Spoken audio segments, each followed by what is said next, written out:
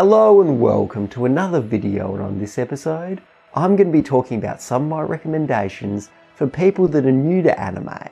With the amount of anime that's available online these days, there's an increasing number of people in the West that are being exposed to it. However, with all the weird hairstyles, strange storylines and annoying character archetypes like tsunderes, new viewers can get turned off from the medium before they even give it a chance. So after getting some inspiration from a few other YouTubers that have done this same kind of thing, I decided to do my own video recommending shows that would be good for people wanting to get into anime.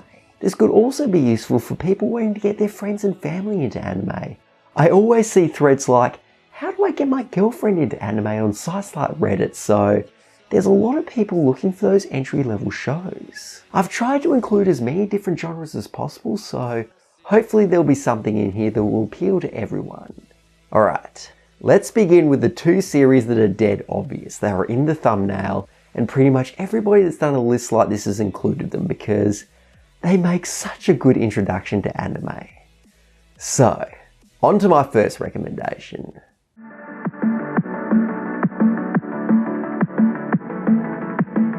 Cowboy Bebop is widely considered one of the best anime of all time, making a fantastic place for new viewers to start, but the main reason why I think it would be good for beginners is that it uses an episodic style similar to many Western TV shows. While storyline-based television has become more prevalent lately, many shows still choose to go with the one-episode story arc, since anybody can jump in at any time without needing to know what has happened in the plot up to that point. Cowboy Bebop's episodic nature should make it easy to digest for people like me who grew up on conventional Western television. Sci-fi fans in particular should get a kick out of this, since it has one of the best space Western stories that the medium has to offer.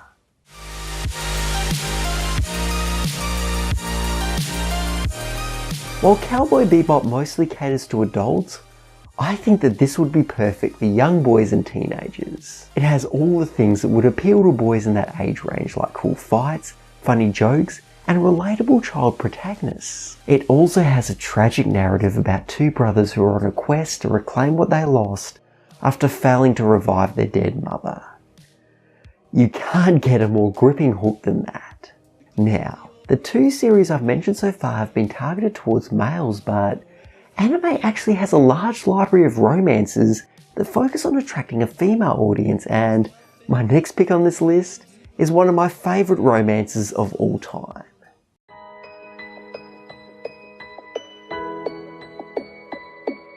While His and Her Circumstances is plagued with issues due to having a low budget, I still became enamoured with the main characters and how their love is turning them into better people. It's one of the few romances that kind of made me want to get into a relationship. Most of the time I see all the arguments, yelling, screaming, crying and sleepless nights that anime couples go through, and I just thank God that I'm single. But with this, those negative elements of love are still there. However, it mostly focuses on how having that extra support, having that person that's going to be with you no matter what, can help you achieve things that you wouldn't be able to do on your own. As corny as it might seem, this at its core is a love conquers all story, so if you're into that kind of thing, this should be right up your alley.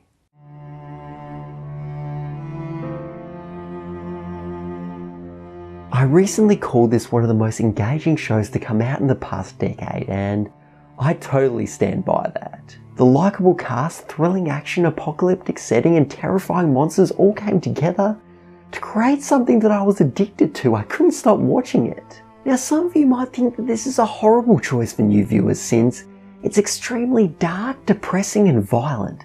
There's no way that an anime novelist would be able to handle all that, right? Well, to those people I present to you Breaking Bad, The Walking Dead and Game of Thrones. Three of the most popular TV shows to come out in recent years, all of which have a high level of violence with incredibly dark, depressing and fucked up storylines. There is clearly a lot of demand for those epic dramas where the characters are going up against obstacles that are infinitely more dangerous than what the average person would face. And for those people who are looking for that kind of series within the realm of anime, I cannot think of any better recommendation than Attack on Titan. Except for maybe my next entry on this list.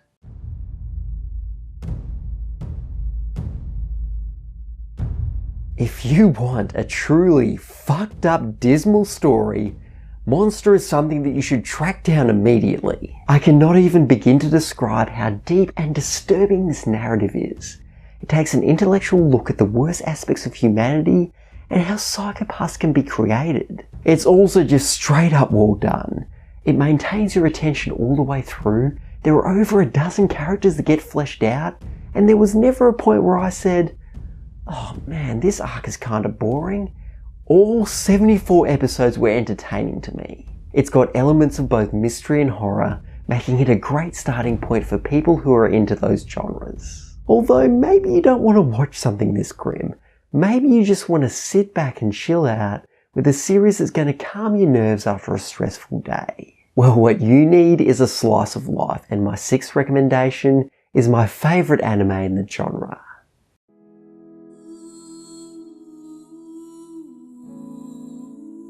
Three adorable young women spending all their time exploring a water planet in their gondolas. Sounds pretty dull, right? And if you're not into slow-paced minimalistic stories, this is definitely not for you. It's not meant to be super exciting or anything. Its main goal is to relax you while also putting a smile on your face, and it is very effective at doing that, to the point where it's been described as a healing anime. I've heard quite a few stories of people who are depressed, struggling with anxiety, and even dealing with suicidal tendencies who, by watching this, were able to overcome their problems. So for anyone whose life is currently engulfed in negativity, I hope you choose to check out Aria. It's a beautiful journey through the magical world of Neo Venezia.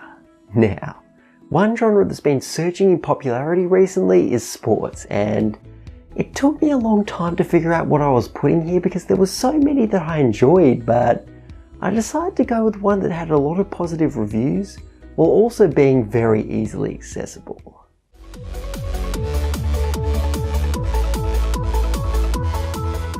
Most sports anime are underdog stories. They're about a team who everyone has written off, working their way up from the bottom and becoming genuine threats to their opponents. This is exactly what Haikyuu is about. A volleyball team named Karasuno are a former powerhouse that's fallen from grace. However, with the help of a few strong first years that are just coming in, they're looking to get back to playing at a high level. Outside of the main plot, this series focuses mostly on growth. Not only does the team have to develop in order to start winning, but the individual players have to develop their abilities and break through any mental barriers that may be stopping them from reaching their full potential. The greatest thing is that you don't even need to like volleyball in order to enjoy this. I think that anybody can appreciate a story about a group of kids who are doing all that they can to achieve their goals. And finally we have mecha, the genre that anime is best known for.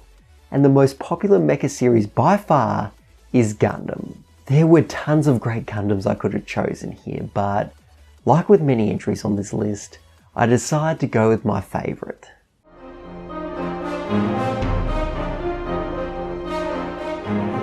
Now, I didn't just choose this show because I like it more than the others. It has a bunch of qualities that I believe make it better for new people coming in. Firstly, it's more realistic than the other Gundams. You're not going to see one guy take out hundreds of other mech suits with one swing because the characters aren't superhuman.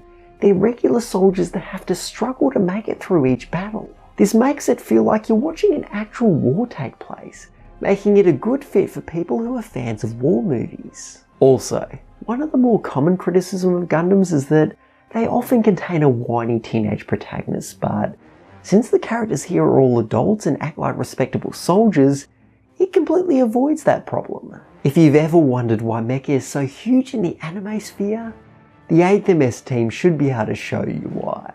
So those are my recommendations for new anime viewers. Many of these are available on legal streaming services, so I'll be sure to put links in the description to where you can find them. So anyway, thank you very much for watching. If you enjoyed this video, please leave a like. If you have any suggestions for entry-level shows that I might have missed, please put them in the comments, and if you want to see more, feel free to subscribe as well. Thanks again, and I'll see you next time.